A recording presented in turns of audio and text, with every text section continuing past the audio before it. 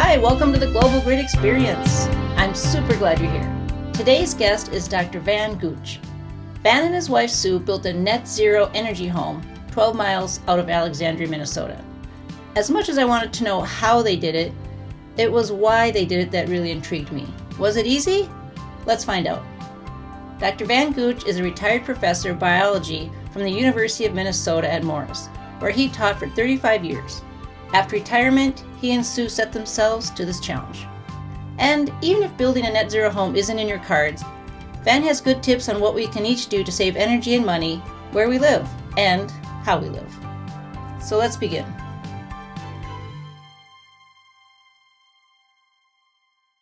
Hello, Van. How are you? I'm doing fine. Nice, beautiful day today. Oh, I'm so glad you're here. It's an honor to have you. And let's just dive right in. I wanted to start with, what are the reasons you and your wife, Sue, created a net zero home? That is really impressive. Well, there's several reasons. The primary thing I think is that the earth has really been good to us in our life. And now in retirement, I don't want to be in a mode of take, take, take. In fact, I want to leave as little footprint on earth as I possibly can in our waning years. So hence in a net zero energy home where we're using essentially no fossil fuels and an electric car have been very important to us. Another important reason is at the University of Minnesota, one of my primary goals was teaching. And the teacher in me wanted to build a net zero energy home so that I could use that as a model for other people to see that this can be done. I often get the question, well, what made you think of building net zero energy home? That's always seemed obvious to me that everybody would want to do that.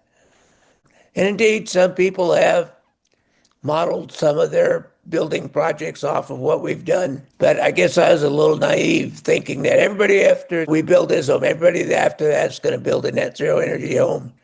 And people are going to see those net zero energy homes and they're going to build more. It hasn't been like that. But I'm always anxious to do this kind of thing that we're doing here today as a way of teaching people that we can do this. Our lifestyle has always been conservative in terms of nature. We've been always nature lovers. So building net zero energy home just seemed to be the right thing to do. We also have 14 acres of land, and we've worked hard trying to return a good part of that to natural prairie, just trying to be kind to Earth in our waning days. Can you give us a quick overview of the main components needed to achieve a net zero home? Okay, so net zero energy home doesn't mean zero energy home. We still want to live a lifestyle where we have lights and television and washing machines. So we need energy from somewhere. And we went with solar. We saw that wind really didn't do very well in private situations. Solar energy is our source of energy. It's a 7.6 kilowatt system. There weren't a lot of installers 15 years ago when we did this. Now there are a lot. So the other important feature of building a net zero energy home is the house itself. By the way, I use the term house and home differently. I don't call this a net zero energy house because somebody else could move in here and have 3 teenage girls taking showers all the time, and it would no longer be a net zero energy house. Important part of that is one's lifestyle. And so the lifestyle that Sue and I have is important to be allowed to call this a net zero energy home. What kind of things are done to reduce the load? Insulation. Insulation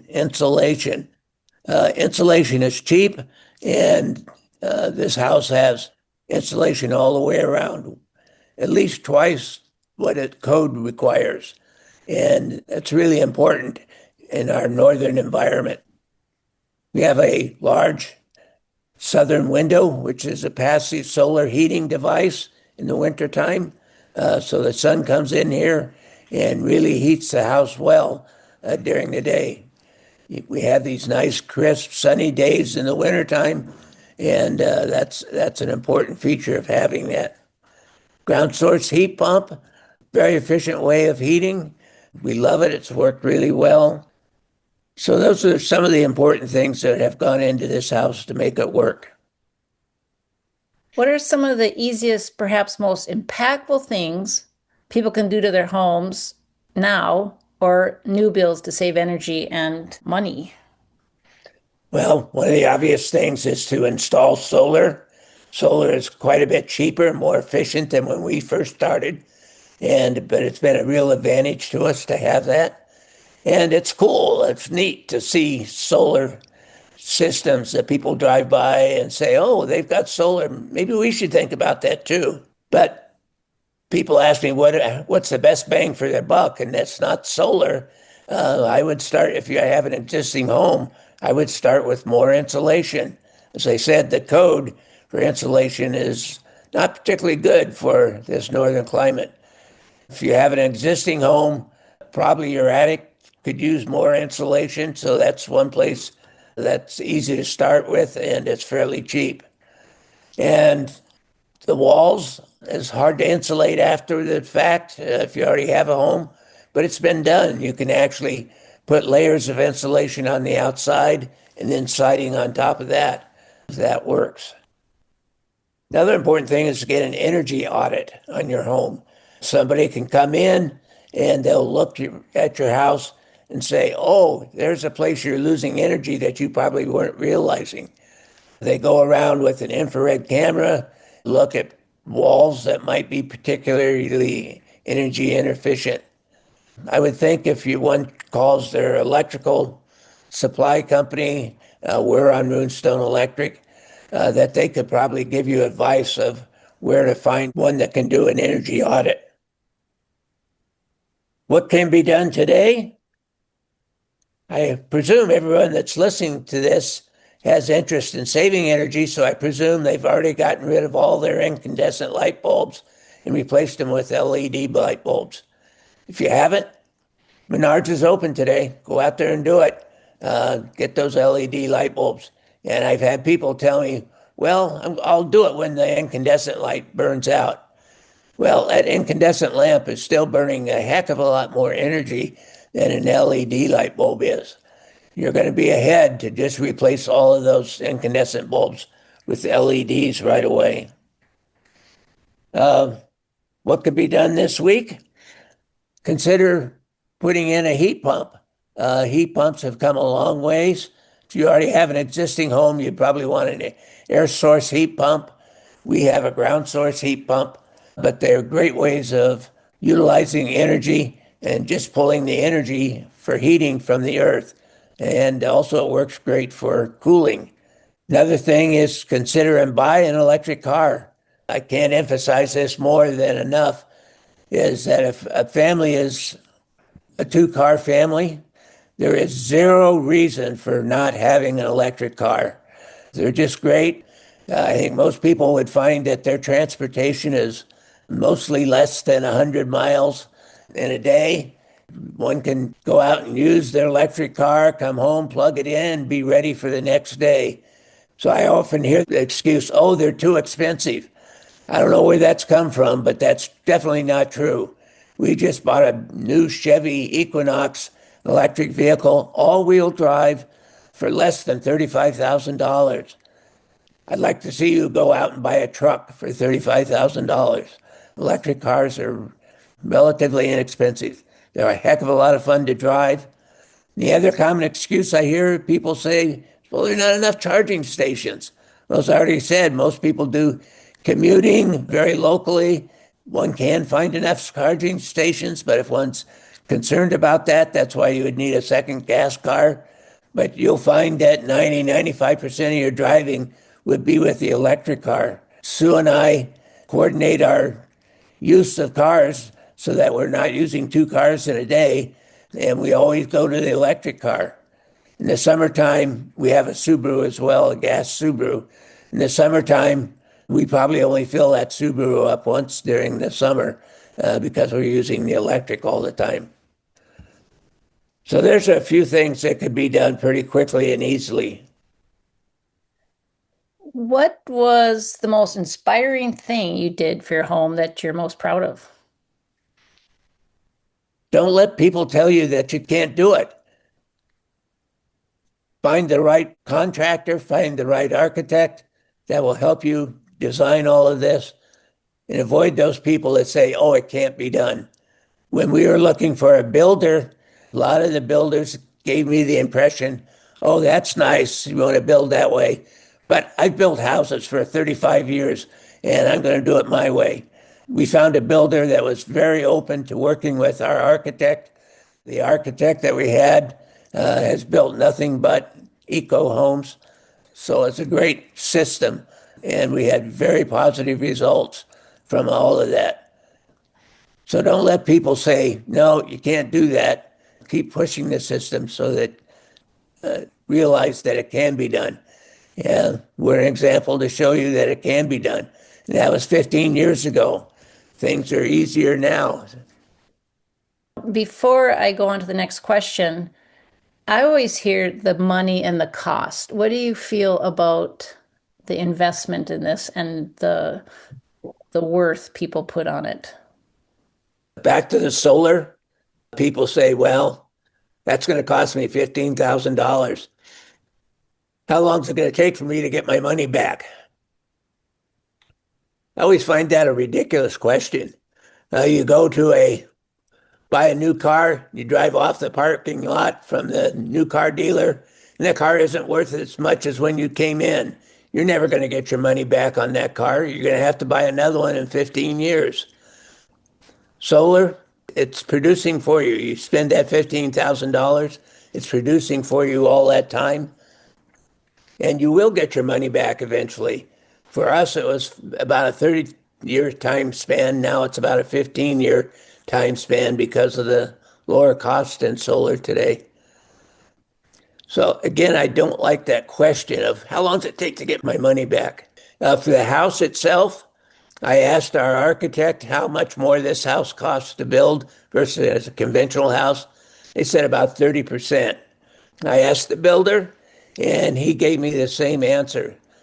So Sue and I have always been the type of people that like to pay up front. So we paid that amount, and this house is paying back for us. We have very thick walls to, again, be able to use the insulation. That's one of the major features of it. So another thing that I was surprised at is how much insulation they put under the house. Well, I was growing up in the Bay Area of California. Nobody put insulation under their houses there. But here we live in this northern climate where it's very cold, and a lot of cold comes up from underneath. So the building this house with insulation underneath, particularly given that we have in-floor heat, was important. So all these little things cost a little bit more, but they all give back to you. And that's been important to us. What was the most challenging thing you did? Like, what did you learn from that challenge? That it wasn't challenging at all. I thought going into this that we were going to have all kinds of problems, all kinds of difficulties, that we would not have a net zero energy home in the end.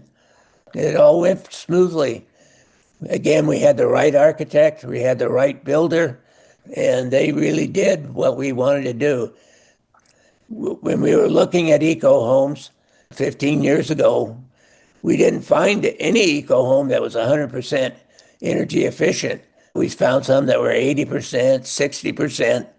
So I started asking the question, well, why not? Why can't you have a net zero energy home? And turns out that there was no good reason. And so our architect designed this house so that it would be a net zero energy home and gave us the right amount of solar energy to put into it to make it work right. And you talked earlier that it's also your lifestyle that helps you to live in a net zero home. Can you give us some tips on how to live a more energy efficient lifestyle that will save us money as well? Well, probably everybody's heard these things, but not necessarily have done them. Turn off the lights when you leave a room. You don't need all the lights that you have on all the time. We air dry our clothes in the summertime.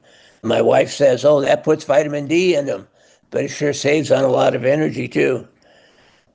We're very conscientious about making our driving trips efficient. So we live 12 miles outside of Alexandria. So when we go into Alexandria, we make a list and we decide we're going to go there, there, and there. And oh, this can wait until next time. And we can bundle that with the next trip that we go on Friday, something like that. Don't just jump in the car without thinking what you're doing. Manage your thermostats. Don't buy new clothes so often. You've all heard these things. It just goes on and on. It's a matter of doing them. You said you and your wife come from a biological background, and it's disturbing to see what's happening to nature and ecosystems. A lot of us feel the same way. I know I do. Can you give us some tips on what we can do about that? Well, this past year has been frustrating. We have been making progress for several years, and then all of a sudden, our administration is changing things, and in my opinion, we're going backwards. So the ultimate answer to that is protest. Make it clear to your legislators that you're not happy about this happening. Not only make it clear to those legislators, but also when you go vote, make sure that they have a energy conscious mind, people that you're voting for. It is disturbing to see what's going on. But we do have several friends that are interested in energy efficiency, and we do what we can. I and some others were co-sponsors of organizing a group called, it's local here in Alexandria, called Citizens for a Sustainable Future.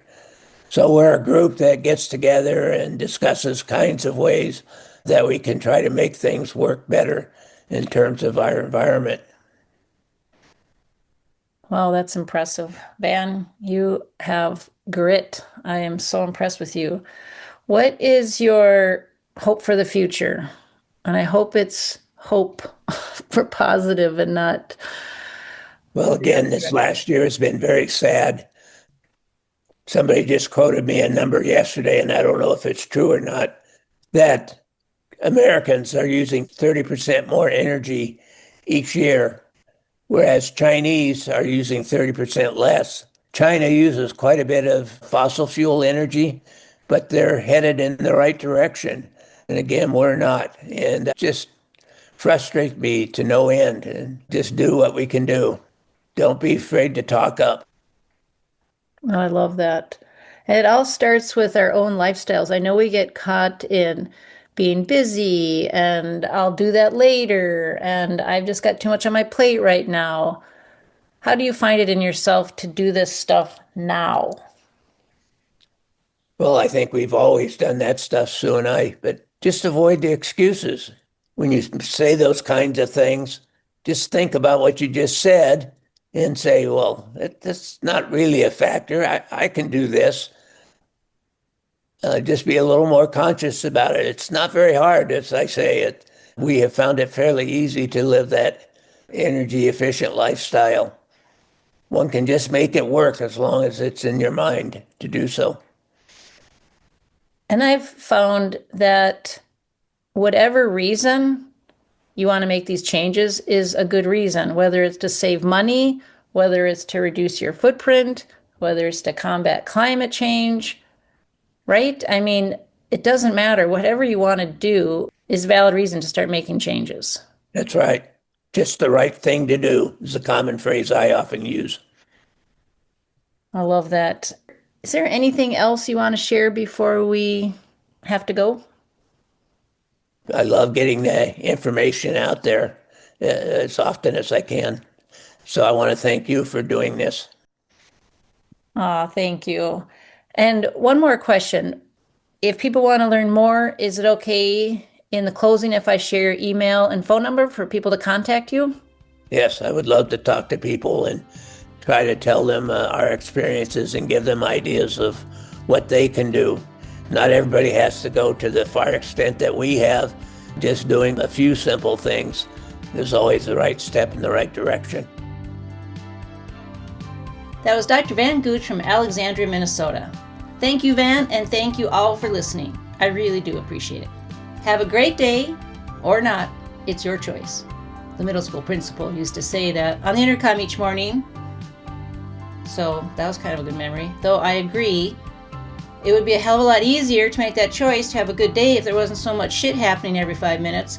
But with that being said, I do hope you can find some beauty in the struggle today.